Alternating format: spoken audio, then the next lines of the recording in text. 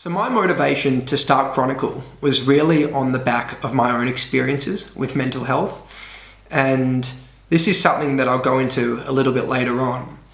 But ultimately, in recent years, I found myself immersing heavily in both podcasts as well as TED Talks. And over time, I came to the realization that despite being able to relate to the people that were speaking, it was made somewhat difficult by the fact that often a lot of these people that were speaking were either celebrities or athletes, and it is difficult to relate to someone with such a unique experience and such an experience that is so different to that of your own. So to me, I felt that it was important that there would be a platform where you were able to relate to someone who was, I guess, going through similar things to that of yourself, and maybe had grown up with similar values or exposure to similar things.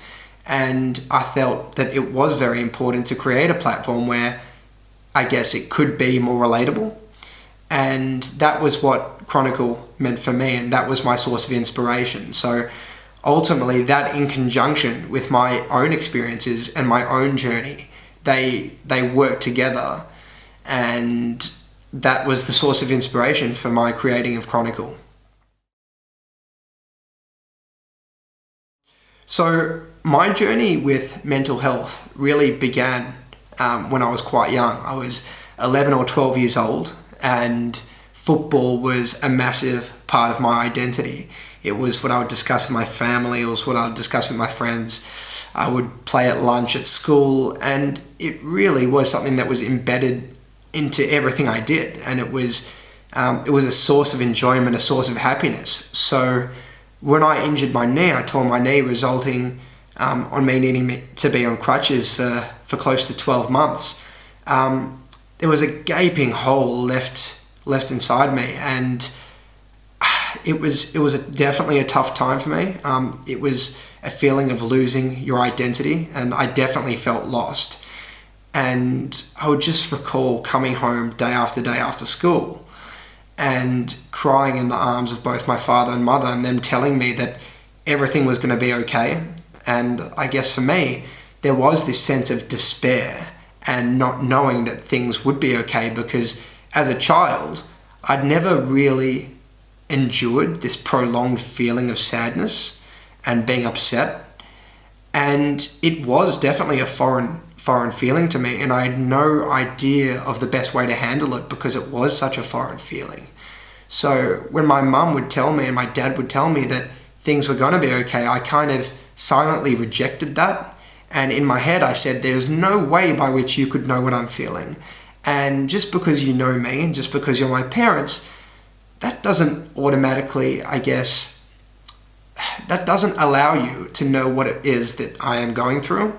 And I kind of had this myopic view that because it was my experience, only I knew what would come of it. So I think in hindsight, that was my very first experience, and I guess informed the future me in terms of my future encounters, and informed that was the very beginning of my journey. So I look back and that was a very important moment in my life, and it's something that through time, naturally, I was able to overcome, and it was an experience that now looking back, I'm glad I had, because I became a stronger person for it. And with my very first encounter with, doing my knee and being so lost as I was and feeling that sense of isolation, it really allowed me to grow. And it, as I said, it informed me for future experiences down the track. So secondly, another, I guess, challenge for me is the idea of anxiety in relation to health. And this is something that was definitely consistent for me from a very young age. And even now, for example, I've taken off a sheet of skin here, and in going back, it might have been something that I really got anxious about, and something that I blew up massively in my head and looked into. And now in hindsight, and now it's not something that I'd think twice about. But I guess what I'm trying to get at is that from a young age, I was scared of hospitals, I was scared of doctors, And there was this feeling of not knowing the idea of not knowing what caused certain things made me feel really, really uneasy. And I recall feelings of being completely lost and thinking that other people around me, how could other people be going through similar things to that of myself? And I didn't really discuss it so much with my family because I knew that this wasn't something that they were going through. So for me, it was really a feeling of isolation, and I didn't know who to talk about. I didn't know who to talk to about it, nor did I know, how to feel about it at all. And I think a great example was 2 or 3 years ago, my living overseas in Rome. And I recall a specific moment where I was traveling on the bus and I was passing the Colosseum and all these different monuments on my way to university. And I felt so lost, and I couldn't quite work out what was going on, and I felt so disconnected from my body. And I guess these feelings also manifested physically. I would feel nauseous, and I didn't want to eat, and I felt really, really, really down. And I realized at that point that my networks at home and my support systems at home played a massive role in, not just supporting me and knowing, reassuring me that everything was fine. But it ultimately created this situation where I knew that I could no longer rely on external people around me, my family, my friends, to get me out of this feeling, to resolve the unease of the way in which I was feeling. And through this experience, what I came to realize that the most important thing was learning to be able to deal with this yourself, and knowing that, yes, it is important to speak to people, it's important to speak to family, it's important to speak to friends, but in learning to deal with it yourself and learning from the experiences and learning to grow from the feelings, it informs the future you, and it makes you better for it. And I think it was invaluable, me being left to my own devices and resolving these feelings for myself, because I learned so many tools in the process. Meditation became something that was a very regular habit for me, and whenever I had a feeling of unease, it's something that I would do, and it's something that I continue to do because I find it so beneficial. But yeah, it's something that when I was in a difficult time, I turned to, and as a result, I feel like it's been invaluable for me, and it's allowed me to overcome this feeling that, as I said, caused me a lot of pain and caused me to feel quite bad. So yeah, I definitely have grown as a result. So, and then I would say another challenge for me is this notion of dealing with my mistakes. And I think this isn't foreign to anyone. Everyone is susceptible to making mistakes.